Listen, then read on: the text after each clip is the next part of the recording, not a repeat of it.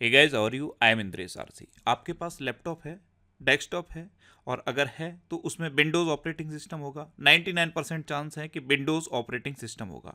और अगर ये विंडोज़ ऑपरेटिंग सिस्टम आपके पास है तो आपकी स्क्रीन पर इस तरह का मैसेज आया होगा। अगर नहीं आया है तो आएगा। और इसके बाद क्या होता है, इसके बाद तुरंत आपका जो लैपटॉप है, डेस्कटॉप है, वो शट डाउन हो जाता है और उसके बाद रीस्टार्ट होता है।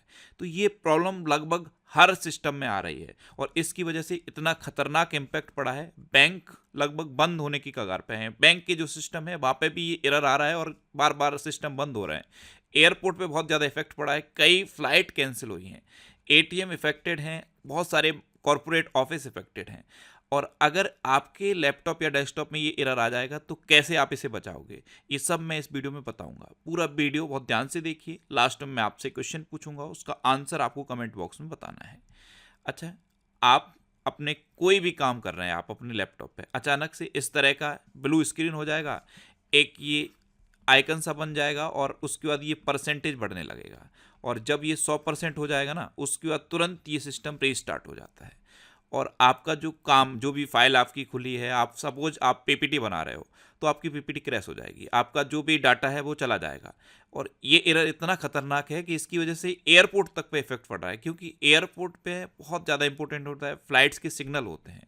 आपको कब चेक इन करना है, कब चेकआउट है, वो सिस्टम भी विंडोज़ से ही चल रहा है। आपका एयरपोर्ट पे जो डाटा है वो भी विंडोज़ की वजह से है, कौन सी फ्लाइट कब आएगी वो भी विंडोज़ की वजह से है। तो इसकी वजह से बहुत ज़्यादा इम्पैक्ट पड़ रहा है। और ये कल से हो रहा है, कल से यानी कि 19 जुलाई से। 19 जुलाई से ये लगभग हर डेस्कटॉप या लैपटॉप में ये एरर आ रहा है। और एक इन्फॉर्मेशन डिस्प्ले आता है और उसके बाद सिस्टम बंद हो जाता है। इसकी वजह से फ्लाइट्स की टिकट बुकिंग तक पे बहुत ज़्यादा इम्पैक्ट पड़ा है। आपने टिकट बुक की, आप काम कर रहे हो, बीच में शट डाउन हो गया, आपका डाटा चला गया, हो सकता है आपका पेमेंट भी लटक जाए, क्योंकि पेमेंट गेटवे के लिए भी तो वहाँ पे भी जो विंडोज़ की सिस्टम ही लगे हैं। आपका जो एटीएम में आप जाते हो पैसा निकालने, वहाँ पे जो सिस्टम लगा है, उस एटीएम की जो स्क्रीन होती है वो भी विंडोज सिस्टम से चल रही होती है। आपने कार्ड लगाया, आपने पिन डाला और सिस्टम एकदम ब्लू हो गया और पूरा रिस्टार्ट हो गया, आपका पैसा लटक जाएगा। तो ये एरर बहुत ज़्यादा आ रहा है और इसकी वजह से क्या हो रहा है, Bharat, America, Australia, Germany, England, इन देश में सबसे ज़्यादा इसका इम्पैक्ट पड़ा है। बैंकिंग सिस्टम बहुत ज़्यादा इफेक्टेड है, बहुत सारी कंपनियों के कामकाज ठप पड़े हैं, मीडिया का कामकाज ठप पड़ा है। टेलीविज़न, आप जो अपना टीवी देखते हो, टीवी का जो पूरा का पूरा सिस्टम है वो भी विंडोज़ से चल रहा है। बहुत सारे ऑफिस हैं जहाँ पे एप्पल के प्रोडक्ट यूज़ होते हैं, लेकिन हर ऑफिस में सारे जो सिस्टम है वो एप्पल के नहीं होते। मेजर सिस्टम ये विंडोज़ के ही होते हैं और इसकी वजह से इन पे इम्पैक्ट पड़ रहा है। अच्छा, अब बात आती है कि ये कंप्यूटर सिस्टम में ये समस्या आ क्यों रही है। तो इसको नाम दिया गया है blue screen of death, BSOD। और ये मैक्सिमम विंडोज़ 10 यूज़र के पास आ रही है। विंडोज़ 10 के जो यूज़र हैं उनका सिस्टम अचानक से बंद हो जा रहा है और फिर रीस्टार्ट होता है। स्क्रीन ब्लू हो जाती है, पूरी स्क्रीन ब्लू हो जाती है और फिर ये परसेंटेज बढ़ती है और फिर रीस्टार्ट होता है। अब इसका रीज़न क्या है, जितने भी विंडोज़ हैं, जितने भी विंडोज़ के सिस्टम हैं, उनमें एक सॉफ्टवेयर कंपनी है क्राउड स्ट्राइक। इसका एंटीवायरस यूज होता है। ये एक इनबिल्ड एंटीवायरस होता है जो साइबर अटैक या किसी तरह के वायरस से आपकी विंडोज़ को बचाता है।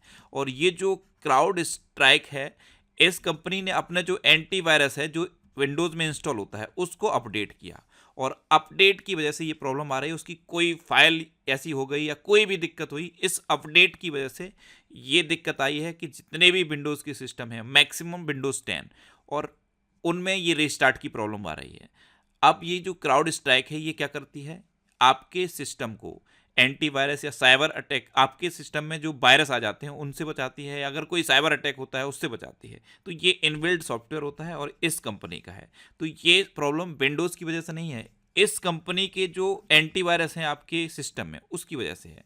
अब ये प्रॉब्लम तो आ गई, अब दिक्कत ये है कि इसको दूर कैसे किया जाएगा। आपका सिस्टम रीस्टार्ट हो गया, वो फाइल आपके में इंस्टॉल हो गई, एंटीवायरस ने वो फाइल आपके में इंस्टॉल कर दी। अब अगर आपका सिस्टम प्रॉपर चल रहा होता तब तो वहाँ से रिमोट कंट्रोल से ये आपके में दूसरा सॉफ्टवेयर इंस्टॉल करते और आपका अपडेट होता और आपका सही हो जाता। अब दिक्कत ये आ गई है कि ये जो क्रैश फाइल है या जो भी क्रैश फाइल है या जो भी अपडेट था वो आपके सिस्टम में इंस्टॉल हो गया। अब आपका सिस्टम प्रॉब्लम में है। अब वो वहाँ से बैठ के इसको दूसरा सिस्टम उसमें इंस्टॉल कैसे करें? इंस्टॉल तो तब होगा ना जब आपका सिस्टम प्रॉपर वर्क कर रहा होगा। इसलिए इसको दूर करने में इतनी दिक्कत आ रही है। अदरवाइज इतनी बड़ी कंपनी है, 1 से 2 घंटा मैक्सिमम लगता और आपका सिस्टम सही हो जाता। मेन प्रॉब्लम ये है कि आपके में वो फाइल इंस्टॉल हो गई है और अब उसको हटा के नई फाइल इंस्टॉल करना है, उसके लिए सिस्टम काम करना चाहिए। अब ये नज़ारे दुनिया भर से देखने को मिल रहे हैं। ऑफिस खाली पड़े हैं, सारे के सारे स्क्रीन ब्लू हो गए हैं। एम्प्लॉयज़ खुश क्यों हो रहे हैं? क्योंकि उनको काम नहीं करना पड़ रहा है।